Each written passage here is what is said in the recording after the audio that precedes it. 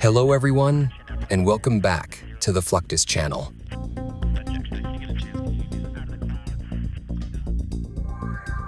Manufactured by Boeing in 1952, the B-52 Stratofortress is used as a long-range, subsonic, jet-powered strategic bomber.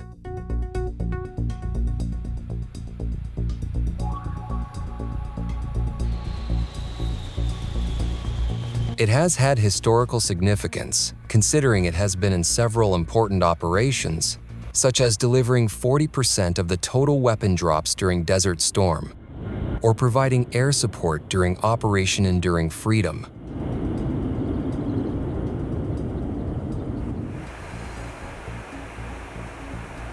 All were achieved thanks to its characteristics, such as its ability to fly at altitudes of 50,000 feet,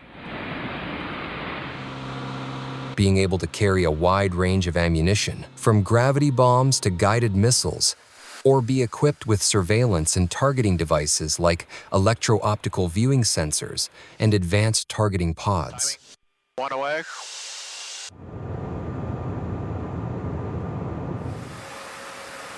This equipment is controlled from the cockpit, where the pilot and co-pilot are seated side by side, which aids communication and coordination.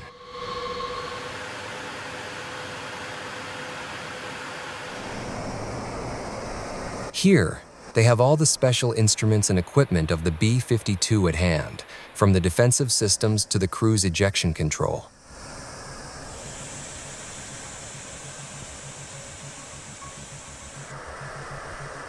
Pilots work from the cockpit alongside the ground crew to perform pre-flight procedures.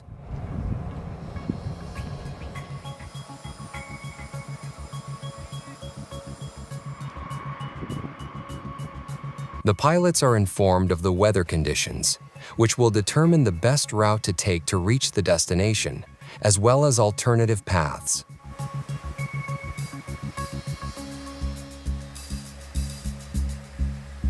Depending on the type of mission, the weapons are prepared with real ammunition or mock ordnance for training purposes.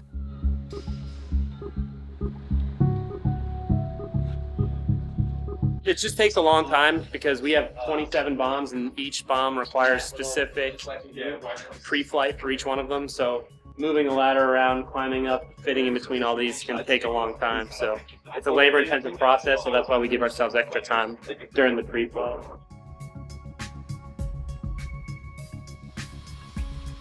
This is part of the exterior procedures, including control surface inspections, engine checkups, and fuel level verification in all tanks.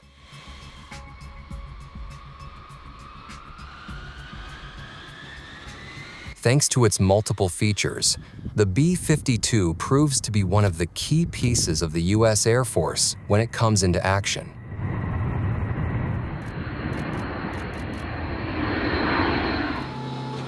In addition to its great bomb-carrying capacity and aiming devices, the B-52 has undergone improvements that extended its operating life through 2050.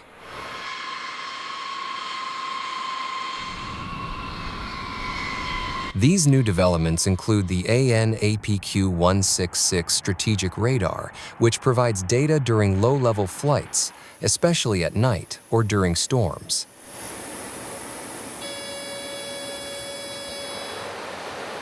Such a device has synthetic aperture radar capabilities that provide highly detailed ground mapping, which is ideal for identifying installations and vehicles. This is complemented by an electronic countermeasure system that protects the aircraft from enemy sensors and missile threats. When the B-52 is in operation and bombing, a specific point is required, and the crew uses radar systems to calculate the bomb launch point.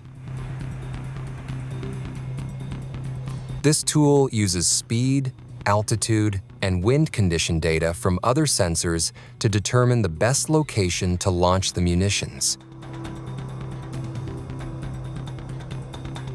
With the enhanced vision system, the crew can adjust the mechanisms in the bomb bay before launching the bombs.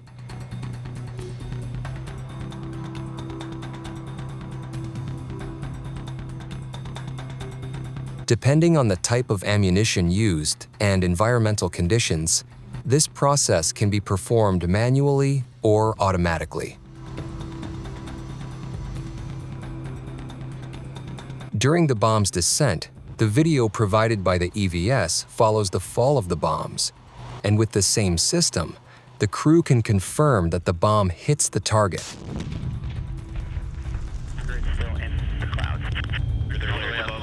All these procedures are recorded and saved to be analyzed later and ensure that the steps followed are enough to achieve an effective mission.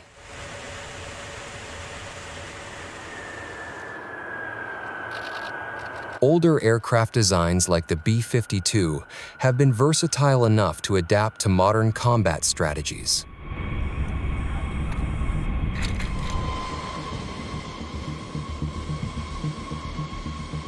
Upgrading this plane with new avionics and defense systems allows them to continue their relevance. Thus, together with the B-1, they become the cornerstones of the U.S. military forces. B-52s require extensive pre-flight checks and maintenance as routine. By the time the 5 flight crew members arrive at the aircraft, the crew chief usually has the maintenance report ready.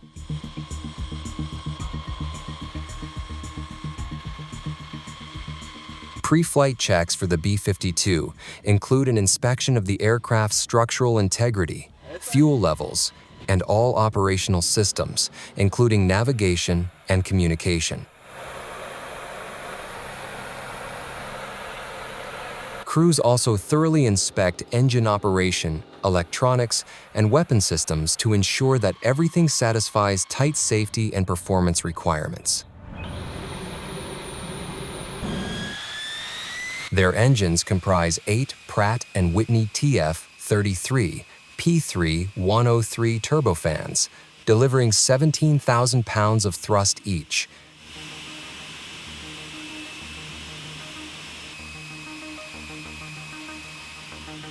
Starting them under normal conditions involves using a ground power unit, which can take up to an hour.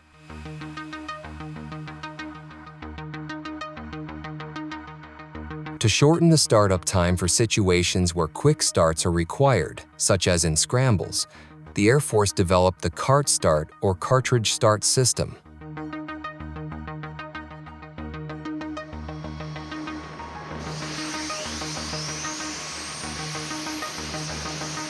The basic idea is to use explosive cartridges to cause combustion to start the engines.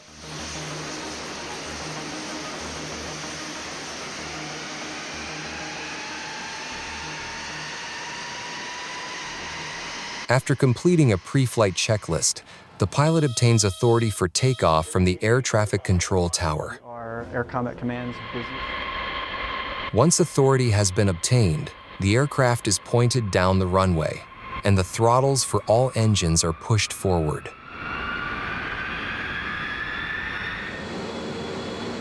When takeoff speed is reached, the B-52 takes off without the pilot needing to rotate the aircraft.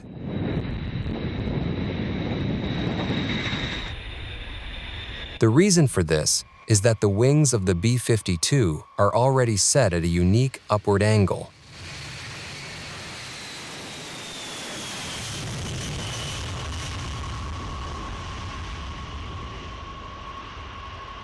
With rising tensions in Eastern Europe, long-range bomber patrols by the United States are increasingly met with close aerial monitoring by Russian fighter aircraft.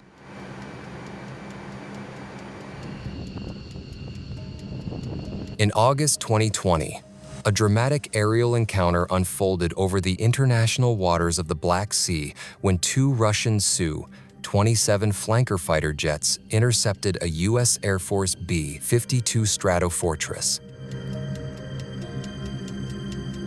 The bombers, operating as part of a NATO training mission, were conducting routine patrols to demonstrate Allied presence and freedom of navigation in the region. During the intercept, the Russian fighters approached at dangerously close range, at one point passing within 100 feet of the B-52's nose while engaging afterburners.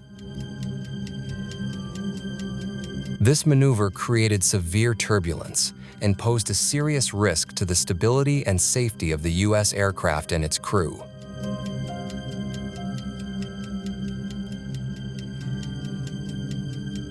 The U.S. Air Force later condemned the intercept as unsafe and unprofessional, emphasizing that the B-52 was operating strictly in international airspace. Russia, however, defended its actions as a legitimate response to what it considered foreign aircraft near its borders.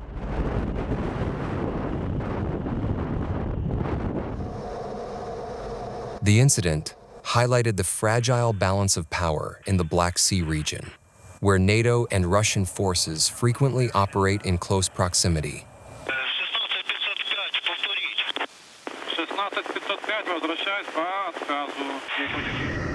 It also underscored the ongoing importance of aerial discipline and communication to prevent accidents or escalation. Such encounters serve as a stark reminder of how easily a single misjudgment can spark international tension.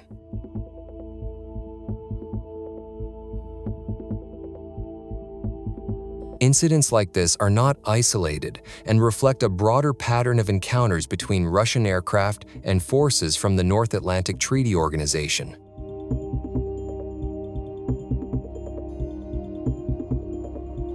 Even though the US and NATO have strategic bombers, they don't always need them.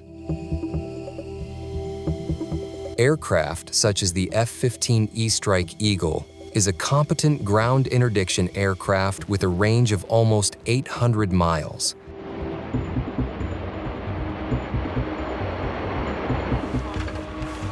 And it can carry weapons such as the B-61 nuclear bomb. If required, the F-15E can be equipped with this nuclear weapon with a yield believed to be up to 400 kilotons.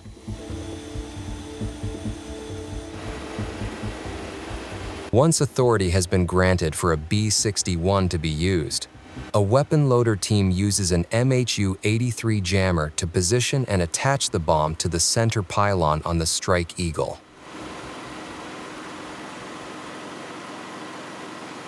Once clearance has been granted, the B-61 can be dropped with a high arc onto the target while the aircraft turns away to safety.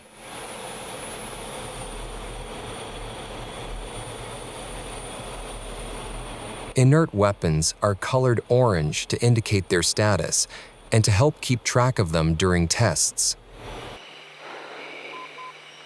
Unlike the B-52, an F-15E was developed from the McDonnell Douglas F-15, one of the best air superiority fighters ever.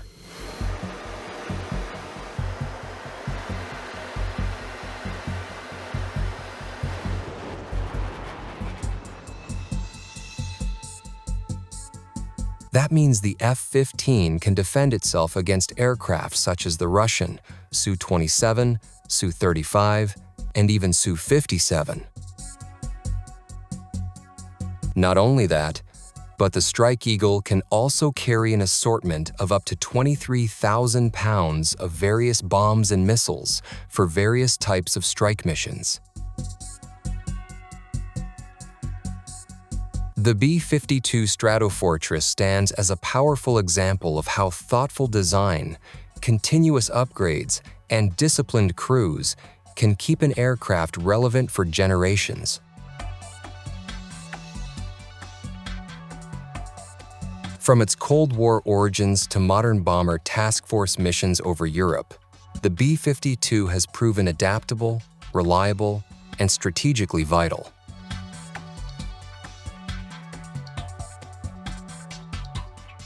That's the end of this video. I hope you enjoyed it. Make sure to subscribe to this channel so you don't miss any of our new content. See you next time.